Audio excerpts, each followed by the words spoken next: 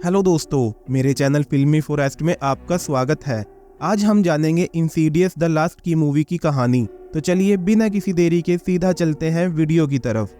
Movie की शुरुआत साल 1953 से होती है, जहां हमें 5 कीज नाम का एक घर दिखाया जाता है, जिसमें एलिस नाम की एक छोटी बच्ची अपने माता पिता और एक छोटे भाई क्रिश्चियन के साथ रहती है। एलिस जब अपने भाई के साथ रूम में सोने जाती है तो उसके रूम में कुछ खिलौने बिखरे हुए होते हैं। एलिस अपनी माँ को बताती है कि ये उसी बच्चे की आत्मा ने किया है जो हमारे घर में रहती है, और उसकी माँ को भी उसकी बातों पर पूरा विश्वास था कि वो सच बोल रही है और एलिस के अंदर कोई स्पेशल पावर है जिसकी वजह से वो आत्माओं को देख सकती है।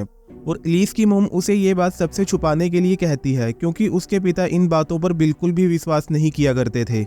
इसके बाद उसकी मोम रूम की लाइट ऑफ करके जाने लगती है, लेकिन क्रिश्चियन कहता है कि उसे अंधेरे में डर लगता है, और उसकी मोम उसे एक विसल देते हुए कहती है कि अगर उसे डर लगे तो इस विसल को बजाना, मैं आ जाऊंगी। रात को जब एलिस और क्रिश्चियन सो रहे होते हैं तो उनके रूम में उसी छोटे बच्चे की आत्मा आती है, जिसे देखकर क्रिश्चियन डर जाता है और अपनी विसल ढूंढने लगता है, लेकिन उसे वो विसल नहीं मिलती और वो डर से चिल्लाने लगता है, जिसे सुनकर उसके पिता वहां पर आते हैं और एलिस से पूछते हैं कि क्या तुमने फिर से आत्मा को देखा था। और एलिस बोलती है कि हाँ, मैंने फिर से आत्मा को देखा था। और इस बात पर उसके पिता को गुस्सा आता है, क्योंकि उन्हें लगता है कि एलिस झूठ बोलती है, और वो उसे एक डंडे से बहुत बुरी तरह से मारते हैं और नीचे बेसमेंट में बंद कर देते हैं।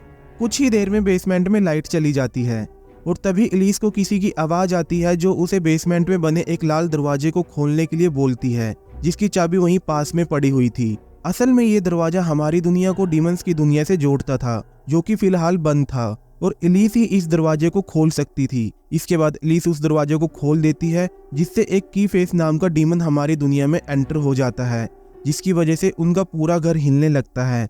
और एलिस की मोम को एलिस की चिंता होती है और वो उसे देखने के लिए बेसमेंट में जाती है, जहां वो डीमन अपनी शैतानी शक्तियों का इस्तेमाल करके उसे वहां पर लटकती एक तार से उसका गला घोंटकर मार देता है। यहाँ से कहानी साल 2010 में आती है और हम अडल्ट एलिस को देखते हैं, जिसे आज भी उस हादसे के नाइटमेयर्स आते हैं, क्योंकि वो अपनी माँ की मौत का जिम्मेवार खुद को मानती थी।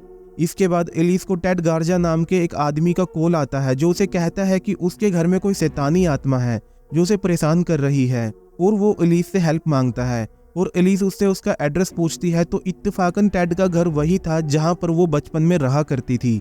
अगले दिन वो अपने 2 साथियों स्पेक्स और टकर के साथ उस आदमी की मदद करने के लिए अपने पुराने घर में जाती है, जहां वो देखती है कि उस घर में अभी भी उसके सारे फर्नीचर रखे हुए थे, जिससे साफ पता चलता है कि इस घर में कई सालों से कोई नहीं रह रहा था। इसके बाद घर का नया ओनर उन्हें एक ऐसे रूम में ले जाता है जिसमें से उसे आत्माओं की आवाज सुनाई देती थी, और ये रूम बचपन में एलिस और क्रिश्चियन का रूम था।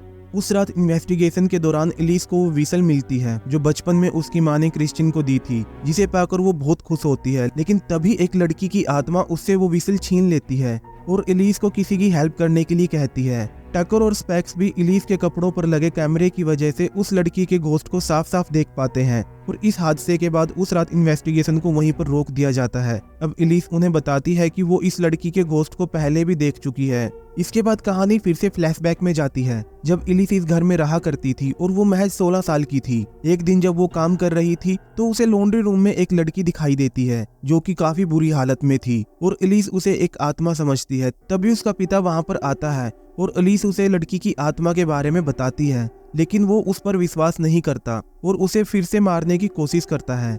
लेकिन इस बार एलिस अपने पिता पर ही उल्टा हमला कर देती है और अपने छोटे भाई क्रिश्चियन को अपने पिता के साथ छोड़कर घर छोड़कर भाग जाती है। अब कहानी वापस से प्रेजेंट टाइम में आती है, जहां एलिस एक रेस्टोरेंट में 2 लड़कियों को देखती है जो उसे काफी जानी पहचानी लगती हैं, और इनका नाम मलीसा और इमोजिन था, जो उसके छोटे भाई क्रिश्चियन की ही बेटियां थी। तभी वहां पर क्रिश्चियन भी आता है, जो उससे काफी नाराज था, क्योंकि एलिस उसे उसके फादर के पास अकेला छोड़कर भाग गई थी, और वो अपनी बेटियों को लेकर वहां से चला जाता है। लेकिन मलीसा एलिस के पास वापस आती है और एलिस उसे उसकी माँ द्वारा क्रिश्चियन को दी गई विसल की तस्वीर देती है और उसे क्रिश्चियन को दिखाने के लिए बोलती है। इसके बाद एलिस फिर से अपने पुराने घर में आती है और आगे की इन्वेस्टिगेशन शुरू करती है। टकर और एलिस को घर की बेसमेंट में एक सीक्रेट डोर मिलता है, और जब वो उसके अंदर जाते हैं तो एलिस को फिर से उसी लड़की की आत्मा दिखाई देती है, जो कि उसे किसी की हेल्प करने के लिए बोल रही थी। और एलिस को वहां पर एक जिंदा लड़की मिलती है जो कि बहुत बुरी हालत में थी। तभी वहां पर घर का नया ओनर टेड एक गन लेकर आता है, और उसे देखकर ये साफ पता लग रहा था कि वो मेंटली स्टेबल नहीं है, और वो उन्हें बेसमेंट में बंद कर देता है। लेकिन स्पेक्स इलीस के कपड़ों पर लगे माइक्रोफोन की मदद से ये सब कुछ सुन लेता है और टेड को मारकर इलीस और टकर के साथ उस अनजान लड़की को भी बचा लेता है।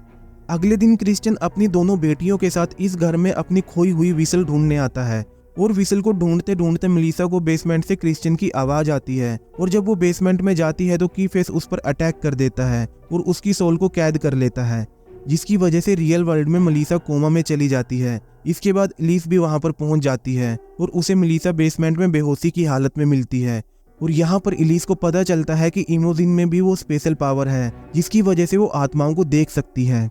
मेलिसा को बचाने के लिए उनके पास बहुत थोड़ा समय था और इमोजिन भी इलीस के साथ रुकने का फैसला करती है। जब इलीस घर की बेसमेंट में जाती है तो उसे वहां पर एक लड़की की ड्रेस मिलती है, जिसे छूने से उसे पता चलता है कि सालों पहले जो लड़की उसे लॉन्ड्री रूम में दिखाई दी थी वो कोई आत्मा नहीं थी बल्कि एक जिंदा लड़की थी जिसे इलीस के फादर ने कैद करके रखा हुआ था। और जब इलीस घर को छोड़कर भाग गई थी तब उसके फादर ने उसे जान से मार डाला था। इसके बाद उस लड़की की आत्मा इलीस को एक सूटकेस तक लेकर जाती है जिसमें उसे कुछ कपड़े और उस लड़की की खोपड़ी मिलती है और वहां पर ऐसे ही बहुत सारे सूटकेस थे, मतलब उसके फादर ने यहाँ पर बहुत सारी लड़कियों को कैद करके रखा होगा। और जब वो सूटकेस को देख रही थी तभी एक सूटकेस में से कीफेस बाहर आता है और इलीस की सोल को भी कैद कर लेता है। अब टकर और स्पेक्स बहुत घबरा जाते हैं और इमोजिन उन्हें कहती है कि उसके अंदर भी सोल वर्ल्ड में जाने की शक्ति है और वो उन्हें बचाने के लिए सोल वर्ल्ड में जाएगी। फिर टकर उसे हिप्नोटाइज करता है और वो आत्माओं की दुनिया में पहुंच जाती है जहां उसे उसी लड़की की आत्मा मिलती है जो इलीस को दिखा करती थी और वो आत्मा उसे रेड डोर तक पहुंचाती है और उसे एक की देती है। दूसरी तरफ आत्माओं की दुनिया में इलीस अपने पिता को देखती है और वो उसे एक डंडे से वैसे ही मारने लगती है जैसे वो उसे बचपन में मारा करता था। असल में कीफेस यहाँ पर इलीस के दिमाग से खेल रहा था और उसे ये हिंसक काम करवा रहा था, क्योंकि जितना ज्यादा लोग एक दूसरे से नफरत करेंगे कीफेस उतना ही ताकतवर होता जाएगा। और इलीस के पिता और घर का नया ओनर भी कोई बुरे इंसान नहीं थे, बल्कि उनसे भी कीफेस ही ये सब करवा रहा था। मीनवाइल इमोजिन वहां पर आती है और इलीस को संभालती है। कीफेस अब इलीस और इमोजिन पर हमला करता है, लेकिन इलीस के पिता बीच में आकर उन्हें भागने में मदद करते हैं, लेकिन कीफेस उसकी सोल को भी खत्म कर देता है। और इसके बाद वो इलीस के सामने मेलिसा की सोल को लाता है और उसे बहुत बुरी तरह से जख्मी कर देता है। और अब वो इलीस को तकरीबन मारने ही वाला होता है, लेकिन तभी इमोजिन इलीस को उसकी माँ की दी हुई व्हिसल देती है और वो उस व्हिसल को बजाती है और व्हिसल के बजते ही उसकी माँ की आत्मा वहां पर आती है और कीफेस पर हमला कर देती है। इस लड़ाई में कीफेस बहुत आसानी से हार जाता है।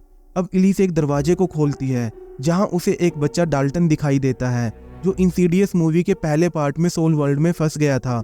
इसके बाद इलीस के साथ इमोजिन और मेलिसा अपने अपने शरीर में लौट जाते हैं, जिससे वो रियल वर्ल्ड में जिंदा हो जाते हैं। उसी रात इलीस को सपने में डाल्टन सोल वर्ल्ड में दिखाई देता है और उसे पता चलता है कि जब इलीस ने रेड डोर को ओपन किया था उसी वक्त डाल्टन की आत्मा सोल वर्ल्ड में फंस गई थी, जिससे वो डरकर जाग जाती है। और तभी उसे डाल्टन के परिवार का कॉल आता है कि उनका बेटा कोमा में है और शायद उसके ऊपर किसी शैतानी ताकत का साया है। और इसी के साथ ये मूवी खत्म हो जाती है। दोस्तों, ये थी इंसीडियस द लास्ट की मूवी की कहानी। मेरे हिसाब से मूवी की कहानी का बिल्डअप तो बहुत अच्छा था, लेकिन पर एंड में एलिसा की मोम ने कीफेस को बड़ी ही आसानी से हरा दिया, जो मुझे पर्सनली कुछ अच्छा नहीं लगा। आपको इस मूवी की कहानी कैसी लगी आप कमेंट करके जरूर बताइएगा और चैनल को सब्सक्राइब करना बिल्कुल ना भूलें। तो मिलते हैं अगली वीडियो में एक नई कहानी के साथ। तब तक के लिए बाय बाय।